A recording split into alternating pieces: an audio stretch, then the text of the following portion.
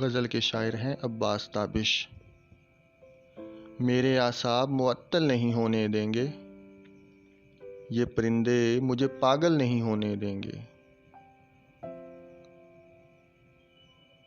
تو خدا ہونے کی کوشش تو کرے گا لیکن ہم تجھے آنکھ سے اوجھل نہیں ہونے دیں گے۔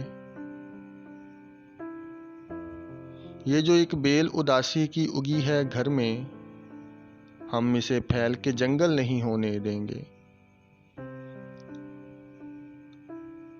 یار ایک بار پرندوں کو حکومت دے دو، یہ کسی شہر کو مقتل نہیں ہونے دیں گے۔ یہ جو چہرے ہیں یہاں چاند سے چہرے تابش، یہ میرا عشق مکمل نہیں ہونے دیں گے۔